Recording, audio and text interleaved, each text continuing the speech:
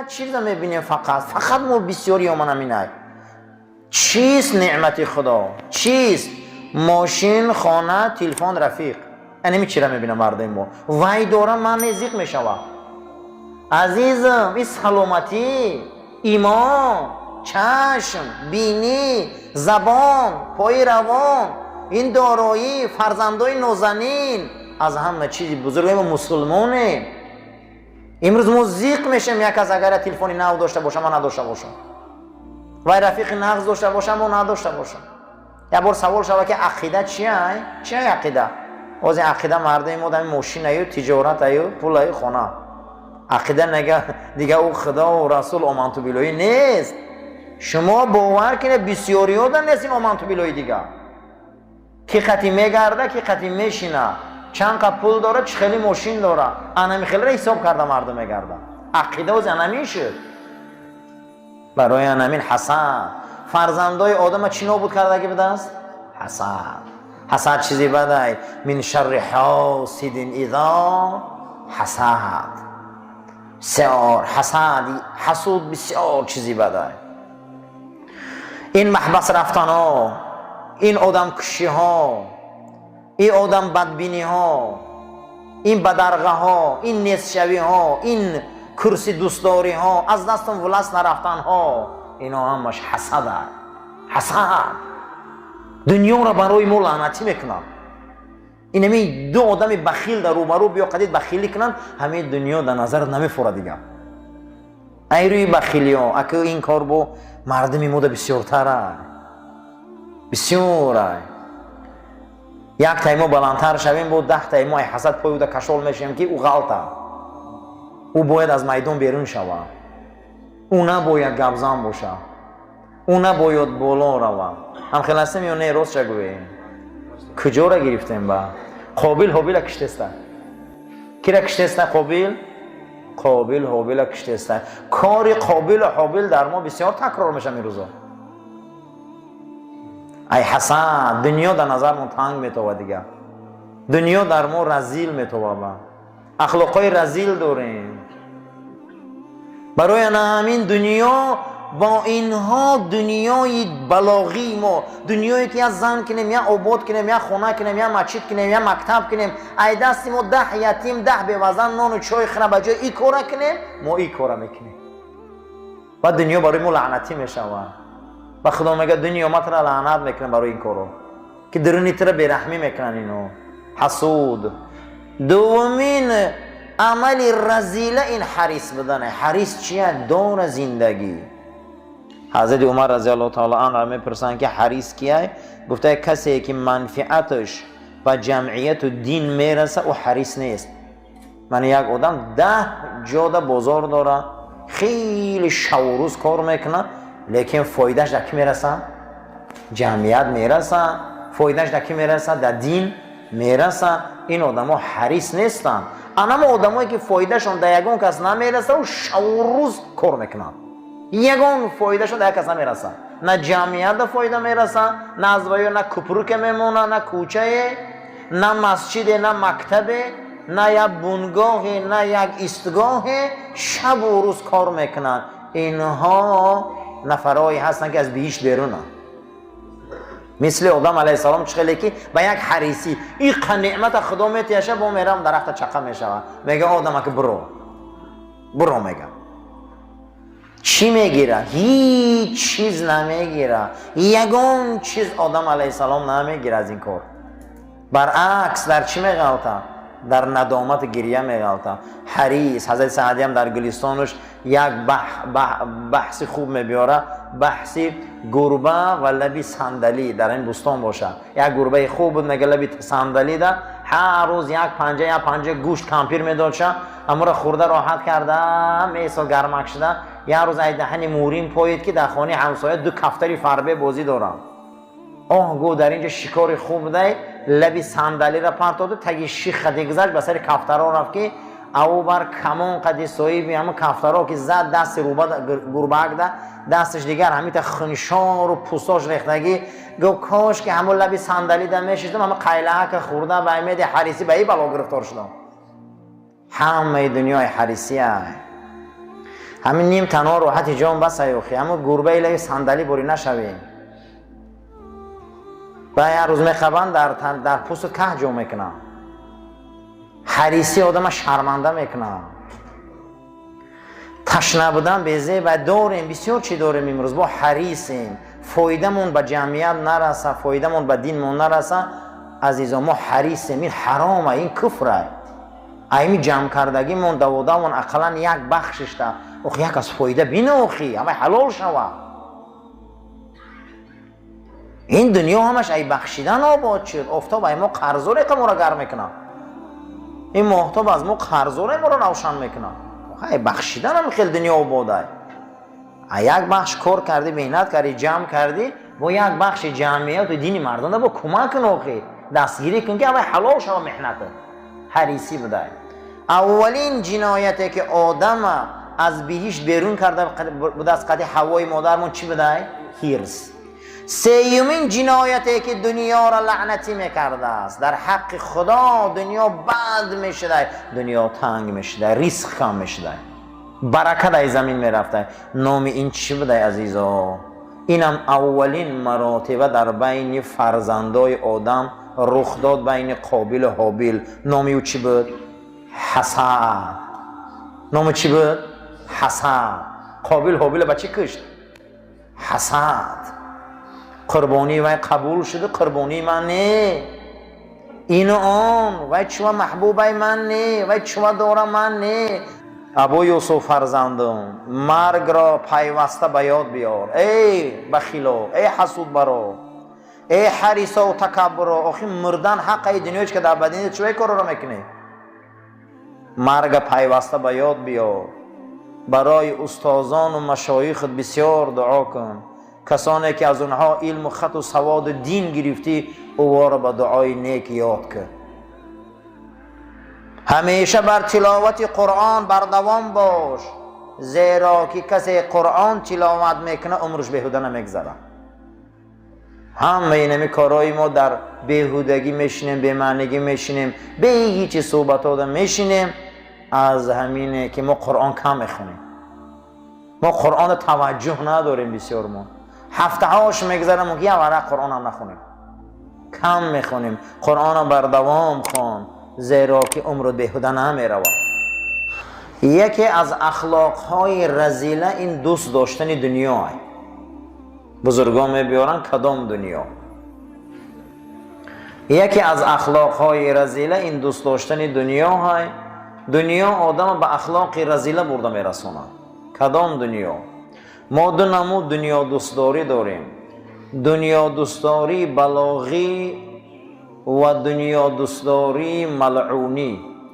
دنیا دوستداری بلاغی همون دنیا دوستداری را میگن که آدم زن میگیره، زنش دوست میداره، خاندار میشه، صاحب فرزند میشه، نبیردار میشه، عائله میکنه، خانه میکنه، باغ میکنه، از خودش یک چی میراث میمونه. این حلاله. اما زن گیره و زنش بی حیا باشه چی؟ اما زن گیره و فرزندای بی تربیه بروره چی؟ اکنون لعنت میفهمه کو فرزند و نبیره بعد از وای چیزی بد مونه. از همون زنگیریش به جایی که با یک بارت دوستی شوه و معامله شوه و عائله داری شوه و خیش اقربا داری شوه و اکداری و دادرداری شوه، با هستن که برعکس اینه با همین نمیشوه. آدم زن میگیره، از وای فرزندای بد به دنیا میبیو، از وای دخترای بد به دنیا میبیو. زن میبیو مادرش حرمت نمیکنه، پدرش حرمت نمیکنه، بین اکا و دادرگی و قهرگی میندازن و تفریقه میشوه. هممون شاهدی صحنه ها بسیاریم. این گونه دنیا دارش لعنته. همیرم در مسئله چی؟ در مسئله دیگر کارها. آدم میخواه که ریاست گیره و آدم میخواه که رئیس شوه و آدم میخواه مقصد یک کرسی داشتینه، میتونه که به بلاغی و به رحمت رسه، میتونه که کرسی به لعنت برشه. کدام دنیاداری درسته، کدام دنیاداری درست نیست. اکنون 7 چیز هسته که اخلاق آدم رذیل میکنه، اخلاق آدم پست میکنه، اخلاق انسان خیلی به درجه سویه پست میبره. انسان ها اخلاق پست رذیل دارن. همون اخلاقی که دنیای ما را لعنتی میکنه و ما را سزاوار لعنت قرار میده و اخلاق ما اخلاق بدای، انا همو در دنیا داریم و یکم کبر پیدا شود. چی عزیزان؟ کبر. اولین گناهی که خدا عبادت نشد کدام گناه بود؟ ای جانب ابلیس شد، کبر بود. اولین جنایتی که در حق خدا اجرا شد، خدا پرستش نشد، ای جانب اولین مخلوق ابلیس، نام همین جنایت چی بود؟ کبر. انا همین روز دنیا را به معنیگیش، منمنی ها، بلند روی ها، پست زنی ها، فخر فروشی ها، من بینن، من فهمن، تو کیی، این دارم، وی دارم، محبس کردن ها، سر کردن ها، همش عزیزا این کبره. اولین جنایتی که خدا عبادت نشد، ای کبر سر زد. همه انمی دنیا از کبره. لیکن ابلیس همی گناهش چی گرفت؟ چی گرفت؟ لعنت. تکبر عزازیل را خار کرد. تکبر عزازیل را خار کرد، به دام لعنت گرفتار کرد. اولین گناه و جنایتی که سر زد خدا عبادت نشد، نامش چی بوده عزیزان؟ کبر. تکبر که دوست می‌دارم، کبر که دوست می‌دارم. اولین کلمه‌ای که در کبر پیدا می‌شود این انانیت است. چه عزیزان؟ انانیت. شیطان گفت که انا خیر منه، من از آدم بهترم. اولین کلمه‌ای که کبر به آدم نزدیک می آورده میگه که من. چی بده؟ من. همین منی ها تکبر بیدار میکرده. اولین کلمه که شیطان میگه من. ابلیس این امری منه یوخی، عزازیل امری منه، میگه نه من ایوه خوبم. اولین کلمه‌ای که ما را با انا همین منمنی ها، انانیت، منمنی ها، من همین من که گفت لعنتی شد. سخن از آن شیخ بستام، در دل شب در وقت الهام، به درگاه خدا دست می برداره و میگه به درگاه خود میخواهم که نزدیک شوم. همه پیامبران الهی میخواستند که به او مقام و مرتبه درگاه نزدیک شوند. به درجه کلیمی موسی رسید. هر یک پیامبر به درجه خلیلی و به درجه ذبیحی، اما رسول ما صلی الله علیه وسلم به درجه محمودی رسید. به درجه چی؟ محمود. مقامم محمودا. همه آرزو میکنه نزد او در مقام یابه. شب آن پیری بستام گریه کرد، با یزید گفت پروردگارا منم میخوام که درگاه در نزدیک شوم. در کفتم، گفت کیستی؟ گفتم من. گفت جای من گواه نیستی، جا خطا کردی. شب دوم گریه کردم، گفتم کیستی؟ میگه ندا آمد. گفت ما. گفت جای ما گواه نیستی، جا خطا کردگی. شب سوم گریه کردم، پروردگارا. گفت کیستی؟ گفتم فقط توی. گفت ها، نو ایمانت کامل شده. عزیزان فقط همو های مسلمانی هم همین های. خشا به حالی آدمه که این عقیده را داشته باشه. گفت که همش توی. تکبر عزازیل را خار کرد. کبر چیزی بده. یگانه چیزی که دنیا را برای ما لعنتی میکنه کبر بده. انمی کبر پیدا میشه، دنیای بیچاره هم گناه نداشته. یک دنیا از دنو گرفته به معنای ادنا. دنیا دنو به معنای چی بده؟ پستی. یک معنیش به معنای چی میومده؟ پستی. اگر اینمی عملات داده میشدی دنیا پست میشدی. یک نام دنیا به معنای چی بده؟ پستی.